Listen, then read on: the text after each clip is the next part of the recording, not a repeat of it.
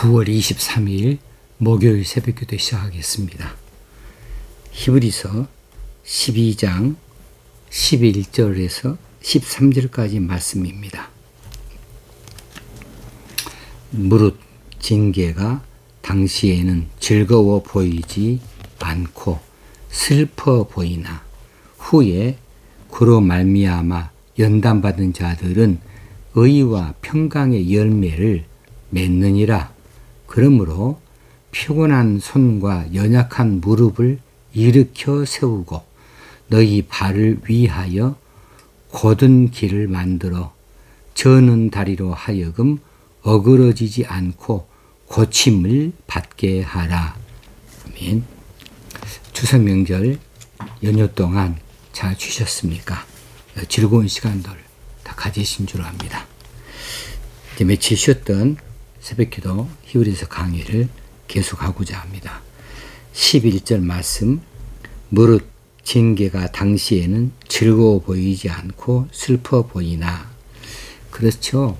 징계라고 하는 것은 육신의 아비가 주는 징계이든지 하늘의 아버지 하나님께서 주시는 징계이든지 다 고통스럽기는 마찬가지입니다.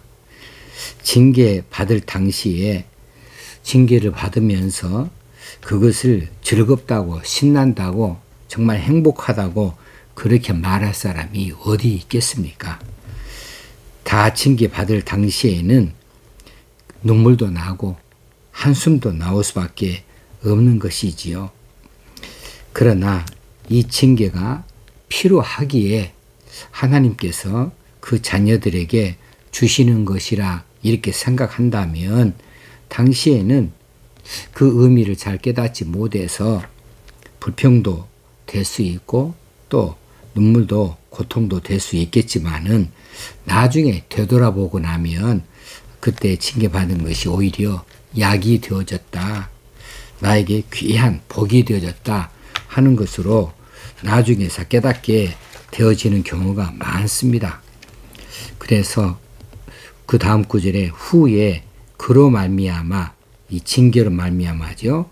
연단받은 자들은 의와 평강의 열매를 맺느니라.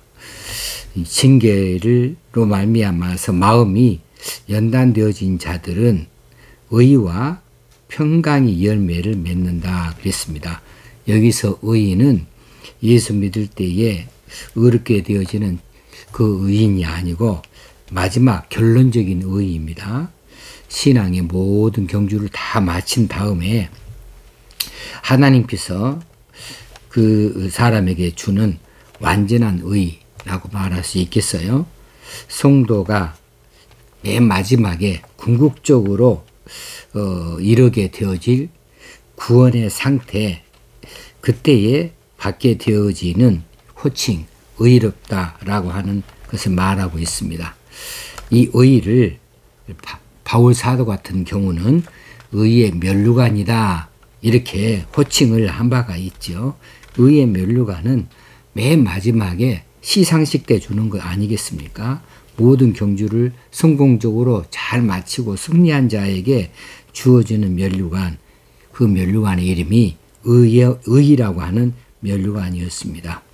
그래서 이 징계를 받아서 더 다듬어지고 더 고쳐지고 더 좋아지고 더 나아진 이런 신앙으로 가꾸어져서 계속해서 신앙의 경주를 마치고 나면 맨 마지막에 이처럼 의의 면류관을 하나님께서 주신다고 하는 사실이고 그런 열매를 맺게 된다는 사실입니다.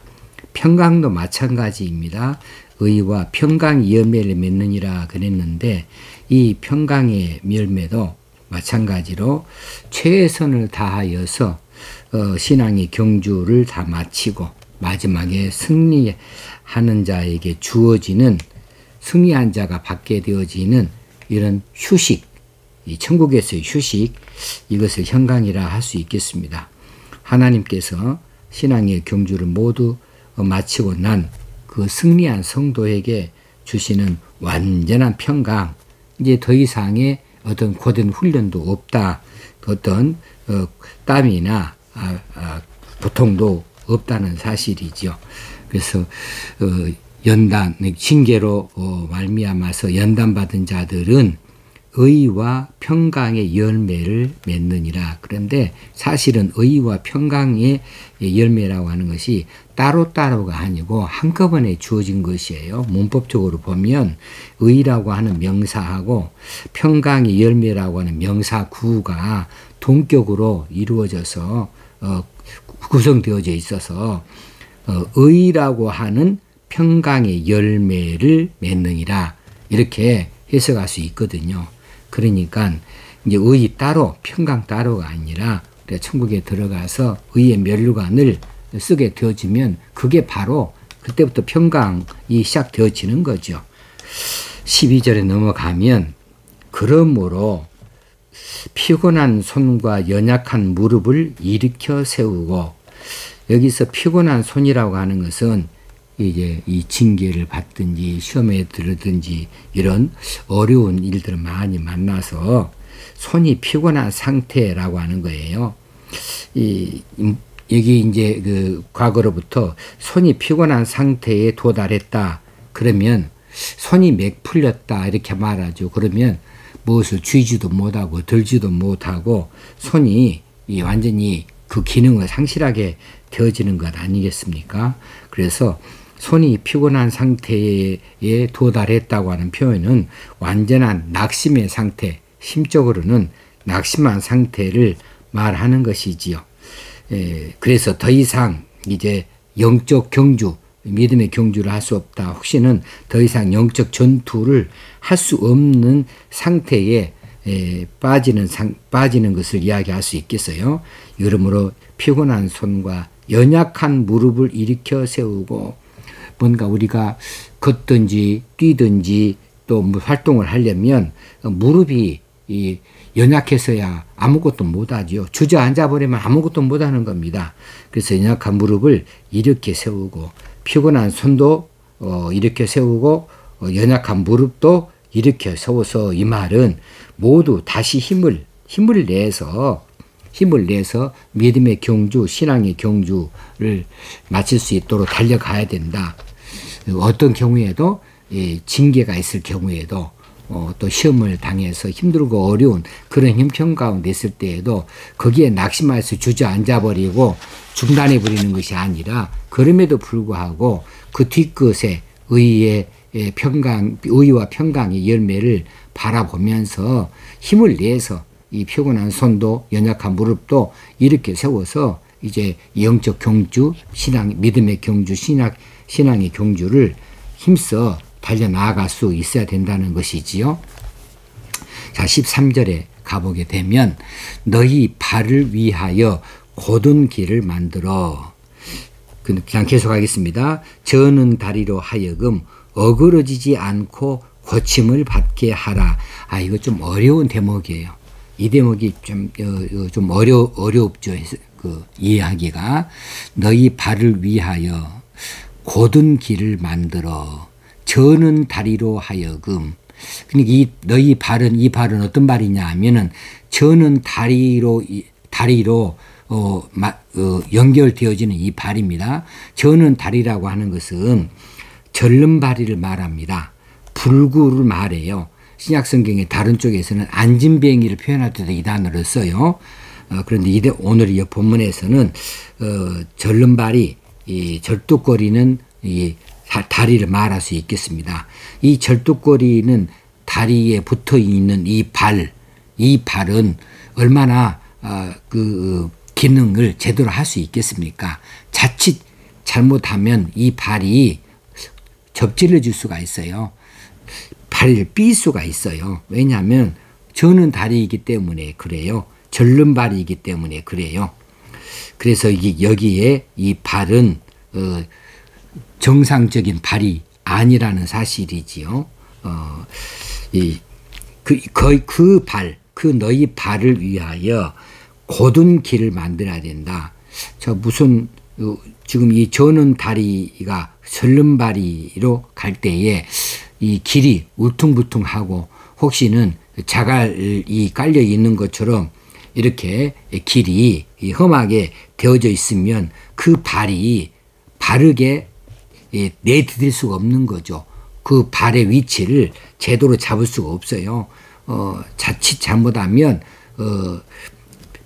발을 삘 수밖에 없는 이 불안전한 자리에다가 발을 내디딜 수 있거든요. 그래서 울퉁불퉁한 자리나 혹시는 이 자갈의 어떤 그 잘못된 부위를 밟아서 잘못하면 삐끗 할 수 있다는 사실이죠. 그래서 너희 발을 안전하게 내디뎌야 되지 않겠습니까? 안전하게 내딛는 것을 위해서 곧은 길을 만들라고 말했어요. 곧은 길을 만들라. 여기서 이 길이라고 한 곧은 길이라고 하는 것은 정확한 의미로는 수레바퀴 자국입니다. 수레바퀴 자국.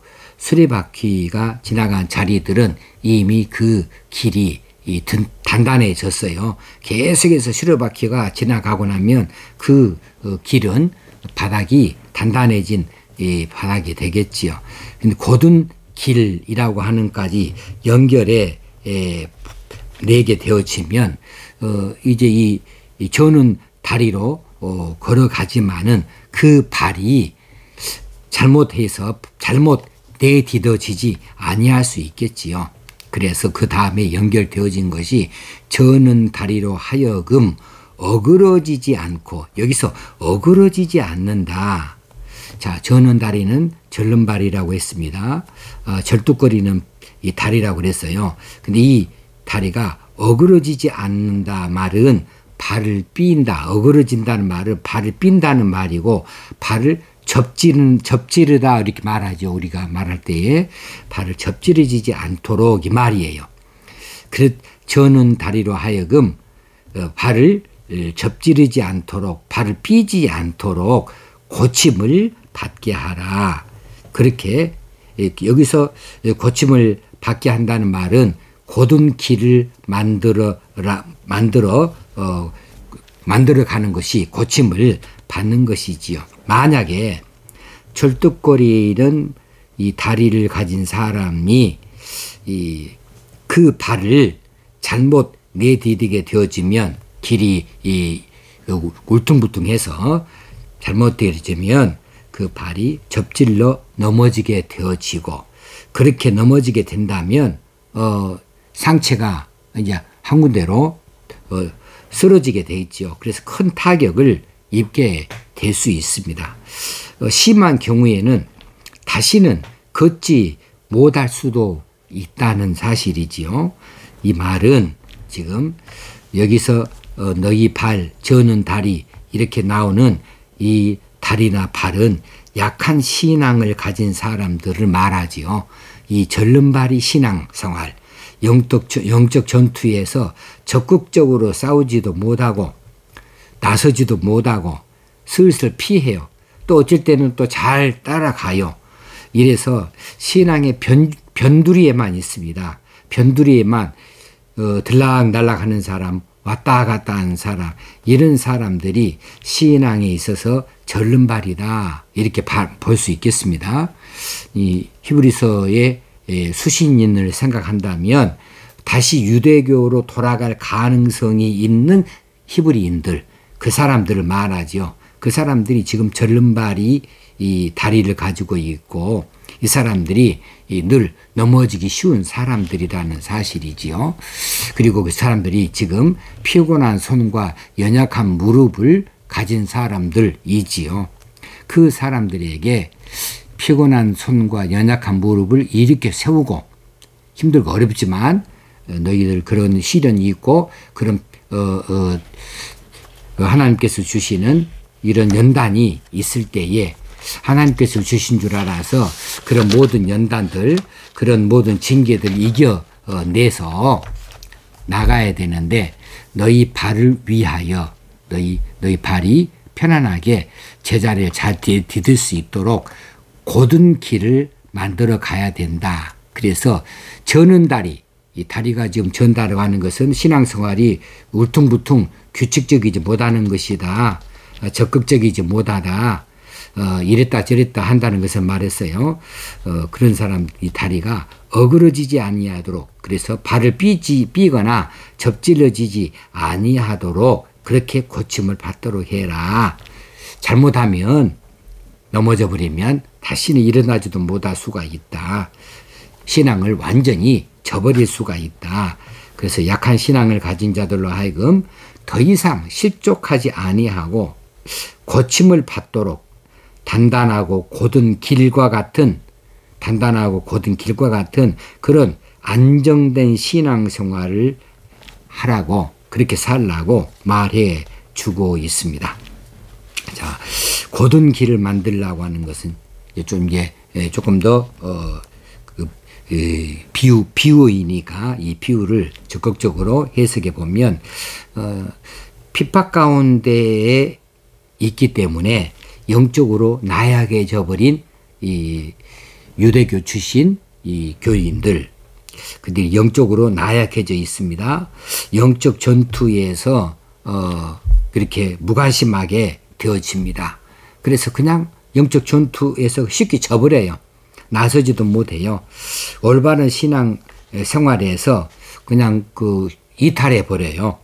그렇게 되어지는 것을 막기 위해서는 이제 그런 울퉁불퉁한 길 같은 그런 길을 가는 그런 형편 가운데 있을지라도, 그런 징계나 그런 핍박이나 이런 어려움 가운데 있을지라도 잘못 발을 내딛어서 접질러지지 아니하도록 그렇게 발을 내딛어야 되겠는데, 그렇게 하기 위해서는 곧은 길을 만들어야겠다. 곧은 길을 만든다는 말은 평탄한 길, 수레바퀴로 다져진 길, 단단한 길을 가듯이 그렇게 계속적으로 올바른 신앙생활을 반복해서 그렇게 해 가게 되어지면 그게 바로 곧은 길, 단단한 길, 평탄한 길이 되어지거든요.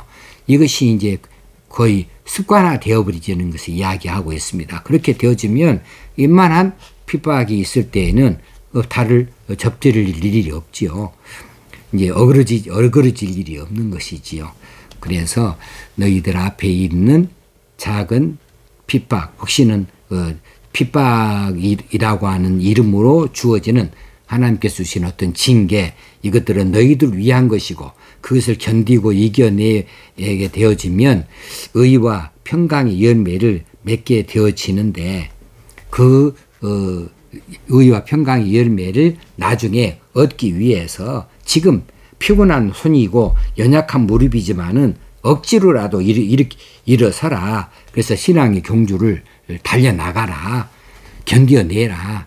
그래서 너희 저는 다리로 하여금 어그러지지 않도록, 발을 삐지 않도록 너희 발을 위하여서 곧은 길, 너희들이 정상적인 신앙생활로 다져진 그 평탄한 길을 계속해서 가다 보면, 그러면 이 다음에 핍박이 있고 어려움이 있고 징계가 있는 모든 것들을 그때부터는 그냥 평탄한 길로 가듯이 쭉 갈 수가 있다.